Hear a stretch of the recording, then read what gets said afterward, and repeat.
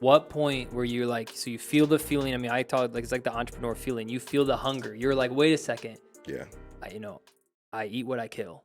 That makes sense to me. The Yeah. harder I work, the more I make. Yes. Like that makes sense to me. That's the Yes. entrepreneurship mindset. So that Yep. was your taste of it at the barbershop. At what Yep. point did you go, man, I love cutting hair, but I feel like, Yeah. there's something else. Yeah. Well, And what was that next thing? yeah. So when I experienced that feeling, that really opened my eyes to this idea of entrepreneurship, which I didn't know. That word entrepreneurship in 2003, 2004 was code for drug dealer. It was code for like you did something that you didn't want people to know about. I'm an Right? entrepreneur. I'm an Yeah. entrepreneur. Like I didn't understand it. It had negative connotation to it.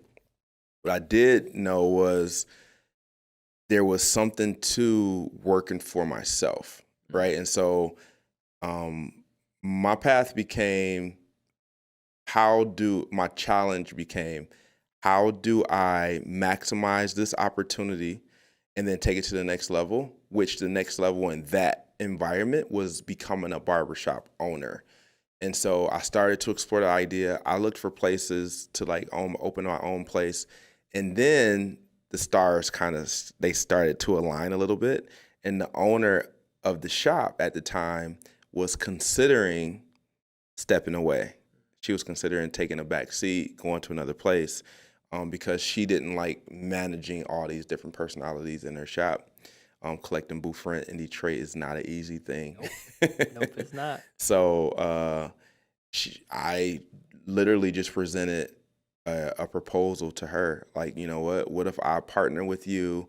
I'll handle, the booth rent and doing some of the things that you don't want to do. And you can just help me kind of grow into an owner, et cetera. And so that was kind of the start. And after a year of working with her, I realized really quickly that I didn't like being partners with anybody. Yeah. Because I had a certain way that I like to do things, and it just created a stressful dynamic. And then two, I realized I didn't want to open up any more barbershops. Like being a barbershop owner was not for me for a lot of different reasons. That's a different conversation. But ownership in general, being able to now be the person that dictates how the company grows or the barbershop grows, creating the environment that I felt was the environment I wanted to be a part of.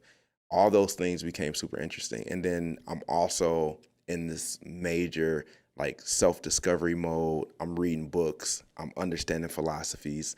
I am exploring my own personal growth, right? Which for any entrepreneur, I feel like if you are just starting out, exploring yourself is probably 80% of the game. Yep.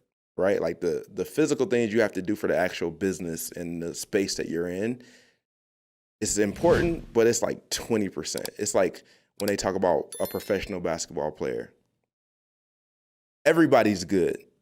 Like every person that makes it to the NBA is good. But why do guys end up out of the league in like less than a year? Like why do guys get cut? Like highly recruited number one talents end up on the streets. Like why does that happen? Because it's mental, right? It's like you have to mentally be able to understand and navigate things, and your physical capabilities follow your mental, not the other way around.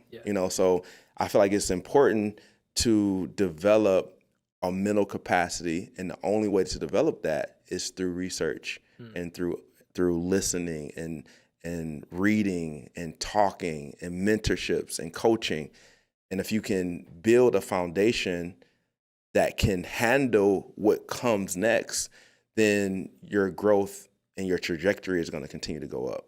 Yeah, that's so well said. I mean, that's why I created the podcast, was self-reflection is, I think, it's undervalued today, because if you look at a lot of the content that's on YouTube and TikTok, and everyone's showing you their Bugattis and showing you Right. the money and blah blah, but there's very little bit about the inside look into who you are, Yep. to your soul, to what you believe to be true. Yep. And so that's why I started the podcast. So there's 3 areas of the podcast, and it has to fit our mission statement. The guests have to fit these 3 things. Number 1, are they an entrepreneur? They don't have to fit all 3, but one of the 3. Right. Are they an entrepreneur? Number 2, self-improvement. Yeah. Is this person going to help our guests listening on the show? Yeah. Are they going to help you be a better person? And 3 is lifestyle improvement. Is the guest that I'm talking to going to help us understand, help me understand how to have a better lifestyle, Right. whether that's taking care of your body, whether that's dressing in a certain way that makes you feel confident, Yep. whether that's living in a place that gives you the confidence to go and do better. I mean, that's really what it's about. And so I love the fact that you mentioned that, because that is literally why we started the Dillon England Show. That's And phenomenal. so, hey guys, hopefully you enjoyed that clip. If you did enjoy that clip, please hit that like button and the subscribe button. It really helps the show out a lot. Just tells YouTube, hey, this is a show that people want to watch. So I'd appreciate if you did that for me. Thank you guys for watching. We'll see you guys on the next clip.